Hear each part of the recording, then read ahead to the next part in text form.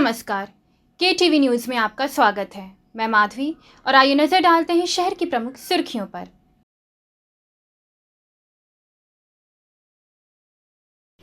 3 माह से लापता छात्रा की बरामदगी को लेकर महिला संगठन ने प्रशासनिक आला अधिकारियों का किया घेराव।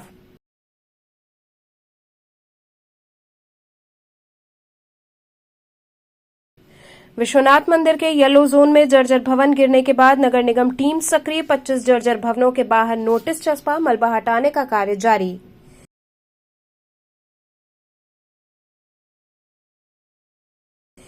राजातालाब पुलिस ने चोरी की घटना में लिप्त 2 अभियुक्तों को किया गिरफ्तार।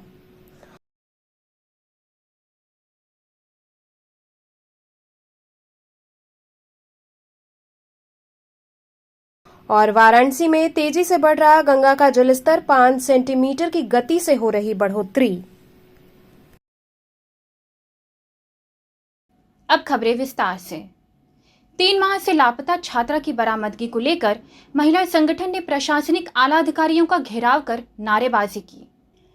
3 महीने से लापता खुशीपाल नामक छात्रा की बरामदगी के लिए आज महिला संगठन का गुस्सा फूट पड़ा। काफी संख्या में जुटी महिलाएं प्रशासनिक आला अधिकारियों के कार्यालय पहुंची और जमकर नारेबाजी करते हुए उनका घेराव किया। महिलाओं का आरोप था कि 3 महीने बीतने के बाद भी शिवपुर थाने की पुलिस द्वारा इस ओर कोई भी कार्रवाई नहीं की गई। महिलाओं ने इस पूरे मामले से उच्च अधिकारियों को अवगत कराया और जल्द से जल्द कार्रवाई की मांग की। बता दें कि शिवपुर थाना अंतर्गत दनियालपुर की रहने वाली खुशीपाल पिछले 3 महीने से लापता हैं। महिलाओं का आरोप है कि अभी तक इस मामले में उचित कार्रवाई नहीं की गई है और न ही छात्रा का पता लगाया गया है। कुछ दिन पूर्व इन्होंने इस मामले को लेकर के पीएमओ कार्यालय पर पत्रक सौंपा था और न्याय की गुहार लगाई थी। वहीं इस मामले में संयुक्त पुलिस आयुक्त ने सख्त निर्देश दिए हैं और उन्होंने कहा कि शाम तक कार्रवाई अवश्य की जाएगी। वहीं इस संदर्भ में जब मीडियाकर्मी जिलाधिकारी से बात करने पहुंचे तो उन्होंने मीडिया से बात नहीं की और पुलिस के पास जाने को कहा।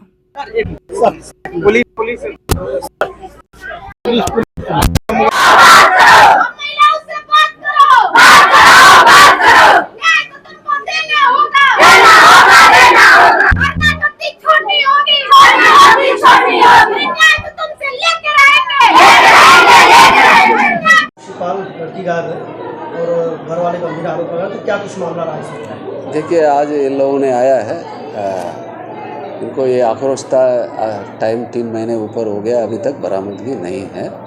इस संबंध में हमने थानाध्यक्ष से बात किया है और उन्होंने बताया, आश्वासन दिया है शाम तक जो है कुछ करेंगे। और इसमें उनको चेतावनी भी दिया गया है जो विवेचक है, अगर यदि 6 बजे तक शाम तक अगर बरामदगी नहीं कर रहे हैं या कोई नतीजा नहीं आ रहा है तो उनके विरुद्ध कठोर कार्रवाई होगी। इस आश्वासन में ये लोग जो है फिर निकल गए थे और मुझे उम्मीद है 1-2 दिन के अंदर जो है हम पूरा इसमें कार्रवाई करेंगे। SOG टीम लगाया है, सर्विलेंस टीम भी लगाया गया है। ठीक है, उम्मीद है जल्दी से जल्दी नाबालिग को बरामद में सब कुछ बरामद करेंगे। खुशी को गाली गलौज दिया, तब खुशी ने आके उसके घर पे जाके कही कि देखिए हमको ऐसे उल्टा सीधा बोल रहा है। तो उस शिवपाल ने कहा कि माधर चौथ तो के ऐसे गायब कर दे तो के पता न चली। उसी के 5-6 दिन के बाद मेरी लड़की गायब हो गई। अच्छा, तो पुलिस थाना जब जाते उसके घर नहीं जाते, दूसरे के घर जाके हमारे घर से जाके बस चली आती। हमसे 4 हमारी बेटी है। शिवपाल कौन का लड़का है। हाँ, पहले की जाति दुश्मनी या किसी भी तरीके का खिलाफ कोई विवाद लफड़ा, जैसे विवाद लफड़ा नहीं था, उसी से वो जलता था। और सर, आज जिस तरह से जिलाधिकारी ने महिला संगठनों से बात की, आप ये देखिए, ये बात करने का तरीका होता है। आपको आश्वासन देना चाहिए कि लड़की को न्याय मिले, आप आश्वासन नहीं दिए और सीधे अपनी गाड़ी में आप चले गए। इसमें है और उसको पुलिस हमारे घर जब गया तो बोले कि फोन करना, शिवपाल जब आएगा तो फोन करना। तो हम बोले कि सर हैं, जाके पकड़ लो, तो नहीं पकड़े। हमको हिम्मत नहीं है तो पकड़ोगे क्या? जब दबाव पड़ती है तब तुम आते हो, ऐसे तो नहीं आते हो। विश्वनाथ मंदिर के येलो जोन में जर्जर भवन गिरने के बाद नगर निगम टीम सक्रिय हुई। 25 जर्जर भवनों के बाहर नोटिस चस्पा हुई। मंगलवार को श्री काशी विश्वनाथ मंदिर क्षेत्र के येलो जोन में स्थित 2 जर्जर भवन गिरने से बड़ा हादसा हुआ है, जिसके बाद नगर निगम की टीम सक्रिय हो गई है। टीम ने कोतवाली जोन में चिन्हित 189 जर्जर भवनों में से 25 भवनों पर नोटिस चस्पा कर दी है। कोतवाली के जोनल अधिकारी इंद्र विजय सिंह की ओर से जारी नोटिस सभी 25 जर्जर भवनों पर चस्पा कराई गई है। साथ ही नगर आयुक्त अक्षत वर्मा ने ऐसे सभी भवन स्वामियों से सुरक्षित स्थान पर जाने की अपील भी की है ताकि जान माल की सुरक्षा हो सके। वहीं मलबा उठाने का कार्य प्रगति पर है। घटनास्थल पर जाने से रोक लगाई गई है। दिलीप यादव ने कहा कि नगर निगम का कार्य धीमी गति से चल रहा है। दुर्भाग्यपूर्ण घटना घटी है। एक स्टिकर मार्केट में जरूर आया है कि दुर्घटनाग्रस्त क्षेत्र मलबा हटाने का कार्य प्रगति पर है, लेकिन ऐसी कहीं कोई बात नहीं है। मलबा हटाया नहीं जा रहा है, सिर्फ ऊँट के मुंह में जीरा वाली कहावत को चरितार्थ किया जा रहा है। 4 गाड़ी कल रात में मलबा उठे तो 4 गाड़ी मलबा उठने से एक दिन का रेशियो 150-200 गाड़ी मलबा है। यहाँ पर 4 गाड़ी मलबा उठा करके न जाने क्या नगर आयुक्त महोदय संदेश जनता को देना चाहते हैं, तो नगर आयुक्त ही जानेंगे। राजा तालाब पुलिस ने चोरी की घटना में लिप्त 2 अभियुक्तों को गिरफ्तार किया। मैं थाना राजा तालाब की पुलिस ने बहुत ही सफल अनावरण किया है घटना का। घटना ये थी कि 5 अगस्त की रात को राजा तालाब तहसील के सामने ही एक ट्रैक्टर और ट्रॉली खड़े हुए थे, जिसमें कुछ ड्रम तार के थे, केबल के थे, एबीसी केबल के थे। तो वो रात में चोरी हो गए थे। तो उसके संदर्भ में थाना राजा तालाब की पुलिस ने काफ़ी प्रयास किया और कल रात में उसने 2 अभियुक्तों को गिरफ्तार किया, जिनके पास से ट्रैक्टर ट्रॉली है उसकी बरामदगी हुई और 2 ड्रम एबीसी केबल है उसकी बरामदगी हुई थी। और घटना में प्रयुक्त एक लोडर मैजिक थी तो वो भी बरामद की गई और एक मोटरसाइकिल की भी बरामद की गई। तो लगभग जो बरामदगी है उसका कुल कीमत लगभग 24 लाख रुपए आ रही है। इस घटना का जब पता किया गया तो इसमें टोटल 4 अभियुक्त थे, जिसमें 2 अभियुक्तों को गिरफ्तार किया जा चुका है। इनका नाम क्रमशः विकास यादव और विशाल विश्वकर्मा है। ये दोनों ही जो अभियुक्त हैं थाना औराई जनपद भदोई के रहने वाले हैं। इनकी उम्र 21 से 24 साल के बीच की है। इन सभी को कल रात में लगभग 11 से 12 के बीच में गिरफ्तार किया गया था और इनको वीरभानपुर नहर पुलिया के पास से गिरफ्तार किया गया था। जब इनसे पूछताछ की गई तो इन्होंने बताया कि ये टोटल 4 लोग हैं, तो 4 लोग अपने गिरोह बना के हाईवे पर जाकर रैकी करते हैं कि कौन सा ऐसा भारी वाहन है जिसमें सरकारी संपत्ति या अन्य कोई ऐसी संपत्ति जो कीमती हो उसकी रैकी करते हैं और फिर रात में जाकर उनको चोरी का कार्य करते हैं।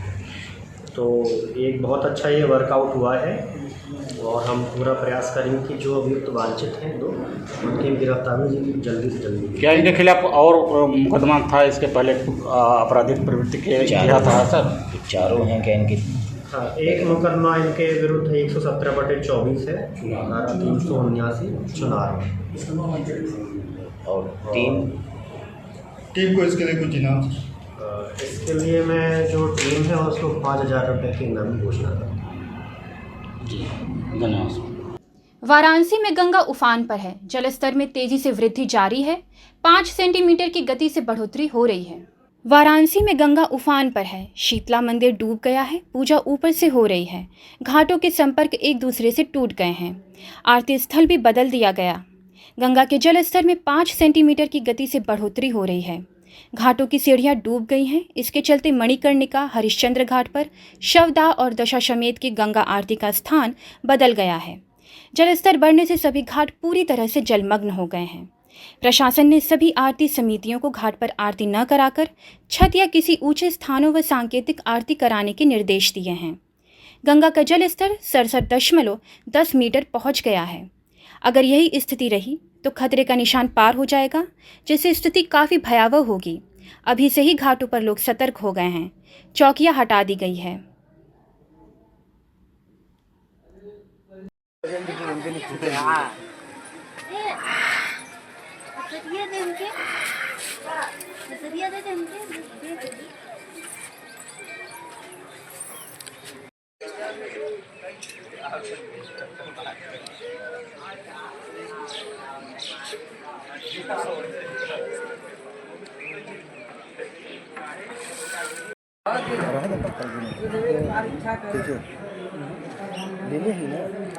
देख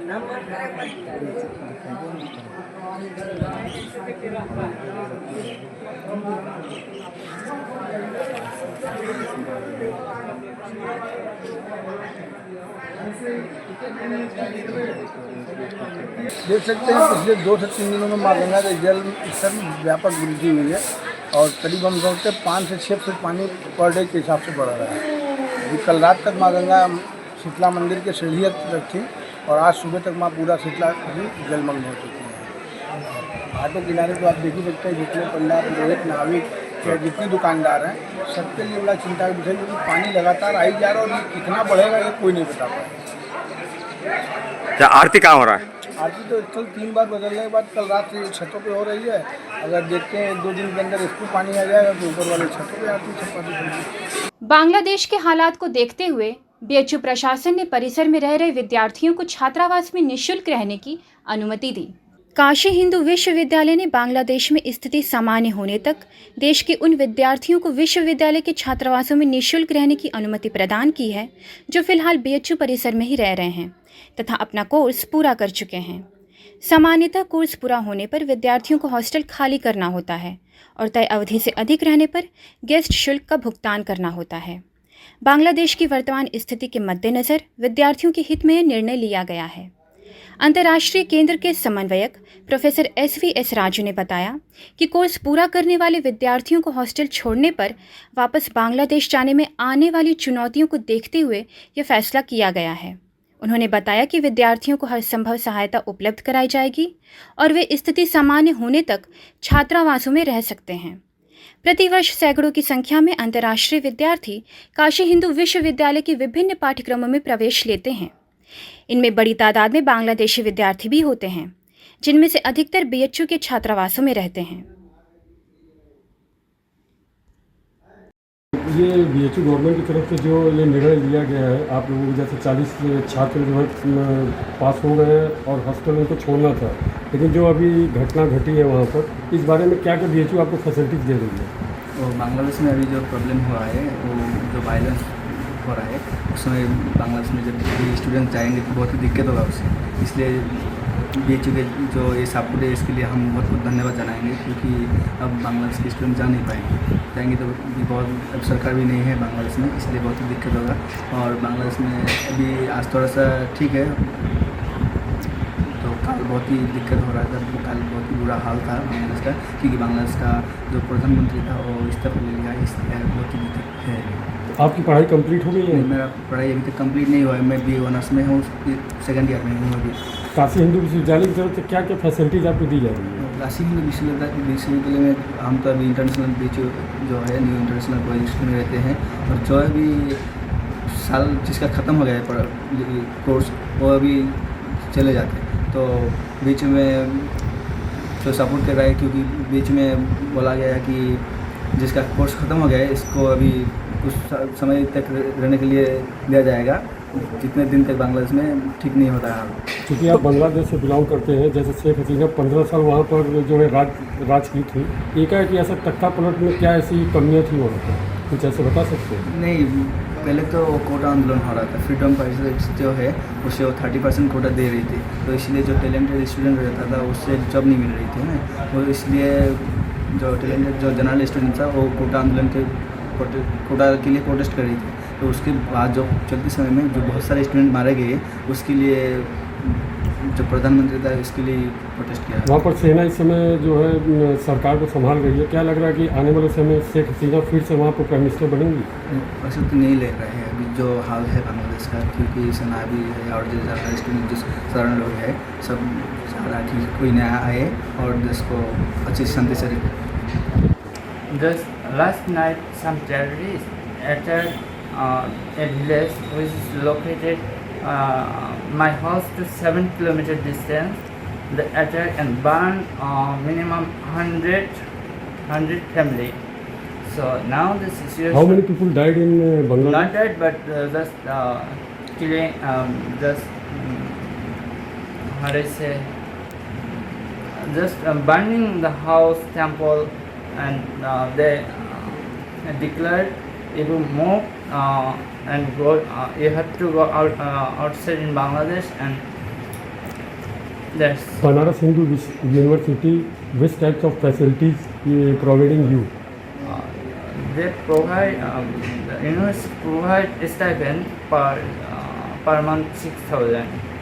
That's तो यहाँ रुकते हैं एक छोटे से ब्रेक के लिए। आप बने रहिए KTV न्यूज़ के साथ।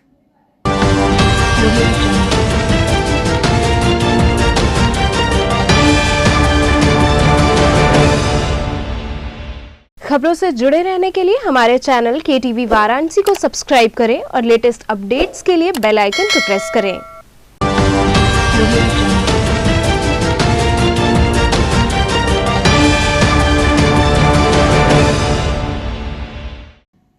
ब्रेक के बाद आपका स्वागत है। नाग पंचमी पर्व के दृष्टिगत नाग देवता की फोटो व अन्य पूजन सामग्री से बाजार सज गए हैं, जहां लोग खरीदारी में जुट गए हैं। आगामी 9 अगस्त शुक्रवार को नाग पंचमी का पर्व बड़े ही धूमधाम से मनाया जाएगा। इसकी तैयारी में काशीवासी जुट गए हैं। जगह जगह नाग देवता के चित्र बिकने शुरू हो गए हैं। तरह तरह के पोस्टर बाजार में उपलब्ध हैं, जिसे लोग खरीद रहे हैं। सावन में आने वाली नाग पंचमी का विशेष महत्व है। हिंदू धर्म में सांप को भी देवता माना जाता है। नाग पंचमी के दिन नाग देवता की पूजा की जाती है। मान्यताओं के अनुसार नाग पंचमी के दिन नाग देवता की पूजा करने से व्यक्ति को नागों का भय नहीं रहता है। साथ ही जिन लोगों की कुंडली में काल सर्प दोष होता है, उन्हें भी इस दिन पूजा करने से राहत मिलती है। अन्य मान्यताओं के अनुसार नाग को दूध से नहलाने से दैवीय कृपा प्राप्त होती है। इसके अलावा घर के दरवाजे पर नाग का चित्र बनाने और लगाने की भी परंपरा है।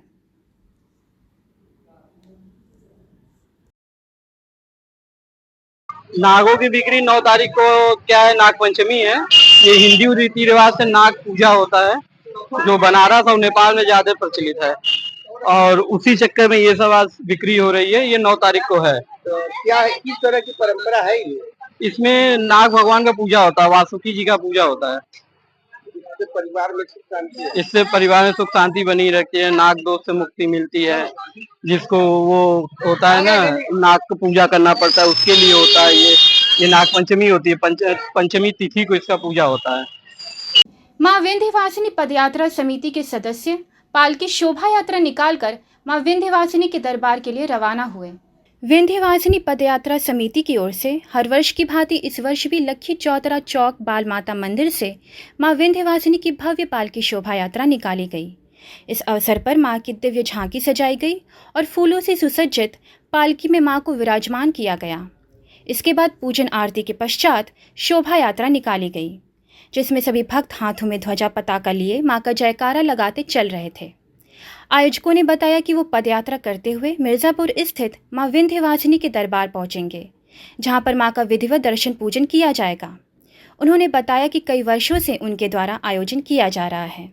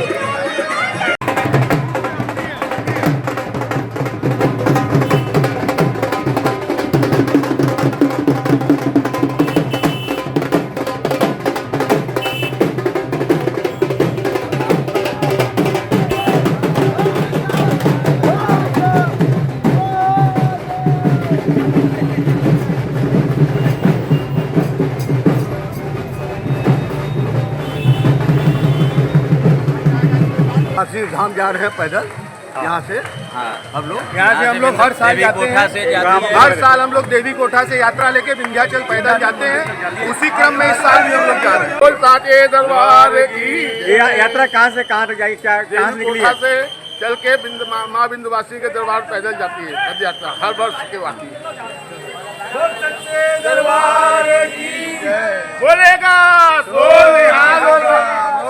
कथाव्यास पंडित प्रवीण पांडे के आवास में स्थित मंदिर का स्थापना दिवस मनाया गया। कथाव्यास पंडित प्रवीण पांडे के आवास में स्थित मंदिर का स्थापना दिवस हर्षोल्लास के साथ मनाया गया। इस अवसर पर हर वर्ष की भांति इस वर्ष भी अखंड रामायण व अनेक सांस्कृतिक कार्यक्रम के अलावा भजन संध्या का भी आयोजन किया गया। वहीं कथाव्यास पंडित प्रवीण पांडे महाराज ने बताया कि जब से मैंने मंदिर का निर्माण करवाया था तब से लगातार हर स्थापना दिवस को हम लोग वार्षिक श्रृंगार के साथ साथ कई कार्यक्रम आयोजित करते आ रहे हैं। इस कार्यक्रम का मुख्य उद्देश्य लोक कल्याण एवं जन कल्याण है। इसके अलावा विश्व शांति हेतु ये सारे अनुष्ठान हो रहे हैं।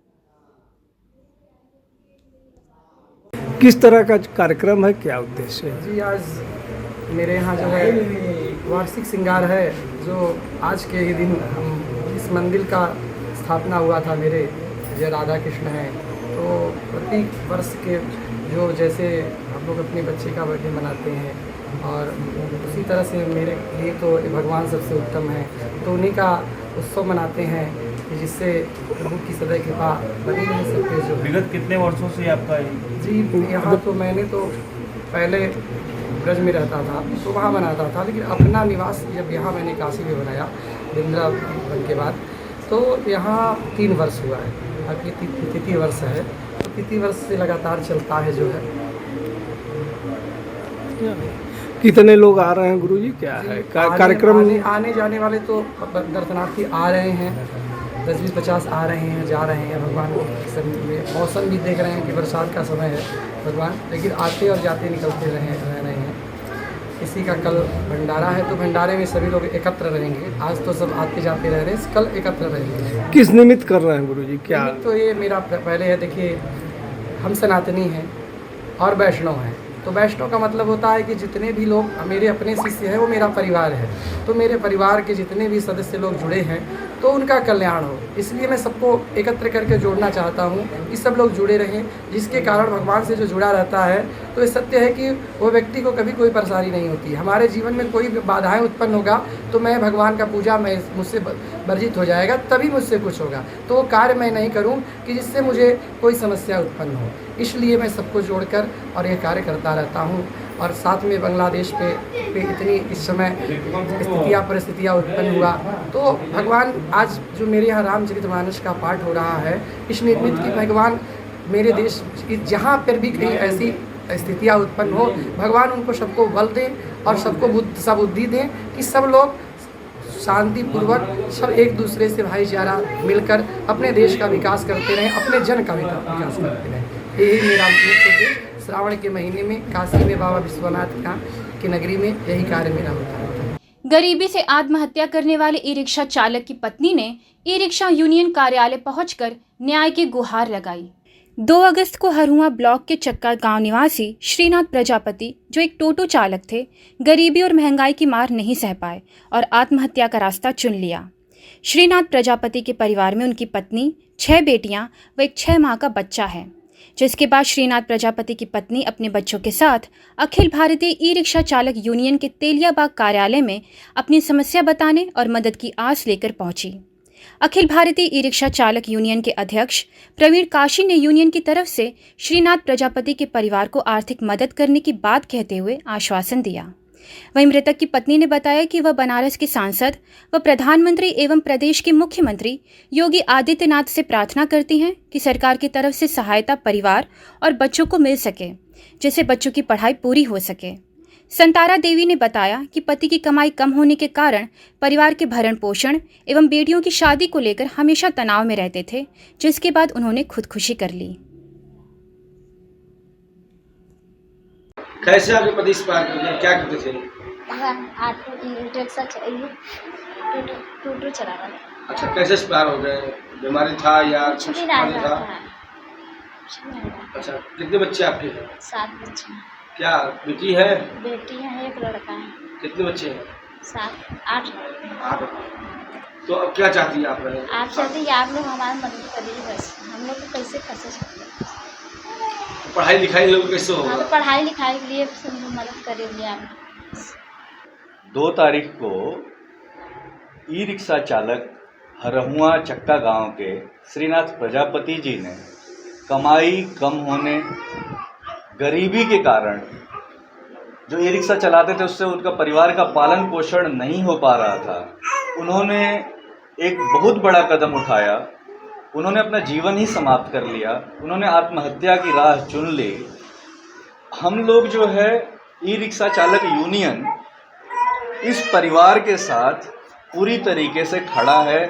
बनारस का हर टोटो चालक इस परिवार के साथ खड़ा है और अपने डीएम साहब से हम लोग एक निवेदन कर रहे हैं कि जो मदद सरकार, शासन और प्रशासन की तरफ से हो सकती है इस गरीब परिवार को करें।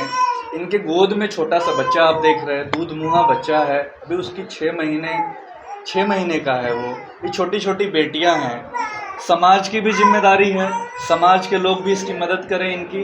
और यूनियन जो है सभी चालकों से निवेदन करता है कि जिससे जो मदद हो सकती है वो इस परिवार के लिए करे। हमारी आज की जो बातचीत है सिर्फ और सिर्फ निवेदन हमारे बनारस के प्रशासन से है, विधायक जी लोगों से है, हमारे सांसद जी से है कि आप जितना हो सकता है जिस कोष से वो मदद जल्द से जल्द दें। कई बार ऐसा होता है कि मदद मिलने में बहुत लंबा समय हो जाता है, आश्वासन मिल जाता है पर वो समय बहुत लंबा हो जाता है। पर इस परिवार को तुरंत मदद की ज़रूरत है क्योंकि इनके बच्चे बहुत छोटे हैं। इनके 6 बेटियां हैं, पढ़ने जाती हैं, कुछ एक बेटी की शादी हुई है, बहुत मुश्किल हालात है। तो मेरा निवेदन है डीएम साहब से बहुत विशेष कि डीएम साहब जो है ये फरियाद जो है टोटो चालक की सुने। श्रीनाथ प्रजापति जैसी पुनरावृत्ति किसी और ई रिक्शा चालक के साथ ना हो तो यूनियन क्या करेगा और क्या प्रयास करेगा? हम लोग यही आपके माध्यम से बात रखना चाहते हैं प्रशासन के समक्ष कि पहले ही टोटो चालक की कमाई इतनी कम है कि वो जो है दम तोड़ रहा है, जीवन ही समाप्त कर ले रहा, कमाई नहीं हो रही। ये एक उदाहरण है। श्रीनाथ प्रजापति जो है वो उदाहरण है जो कि जिसने अपना जीवन समाप्त करना एक अच्छा विकल्प समझा। यहाँ पे जीने की अपेक्षा, अपने परिवार के साथ ज़िंदगी बिताने की अपेक्षा उसने अपना जीवन समाप्त कर लिया। किसी और टोटो चालक के साथ ये ना हो। शासन प्रशासन से हमारा निवेदन है, आए दिन जो है वो जो भी कदम उठा रहे हैं, अभी एक नया कदम उठाया जा रहा है कि रूट बंद कर देंगे, रूट जो है छोटा कर देंगे, उससे कमाई और कम हो जाएगी। जो हम बार बार कह रहे हैं कि किस्त पे गाड़ियां हैं। ये जो श्रीनाथ प्रजापति थे वो किराए पे, चार्जिंग पे अपनी गाड़ी चलाते थे। 300 रुपया चार्जिंग का देते थे, 100 रुपया बैटरी का। जिस दिन उनका जीवन समाप्त हुआ उस दिन उनकी घर की बचत जो थी, जो घर लेकर गए थे पैसा, सिर्फ 50 रुपया। 50 रुपया लेके जाने वाला आदमी कैसे अपना घर चलाएगा? इसलिए हमारा प्रशासन से ये निवेदन है कि सभी टोटो चालकों की कमाई 50 रुपया, 100 रुपया, 200 रुपया ही है, घर बचत करके इतना ही ले जा रहा।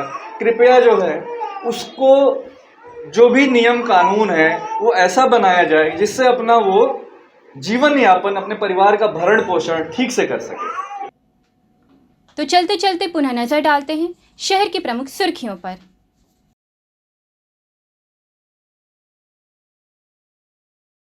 3 माह से लापता छात्रा की बरामदगी को लेकर महिला संगठन ने प्रशासनिक आला अधिकारियों का किया घेराव।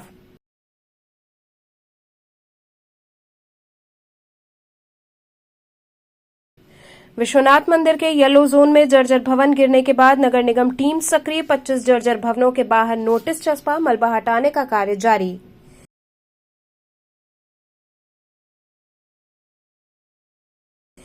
राजा तालाब पुलिस ने चोरी की घटना में लिप्त 2 अभियुक्तों को किया गिरफ्तार।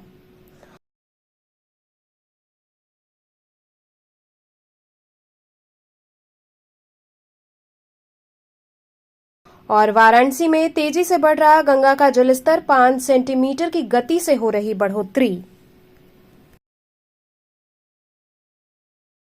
तो ये थे आज के समाचार। कल फिर होगी मुलाकात, तब तक के लिए नमस्कार।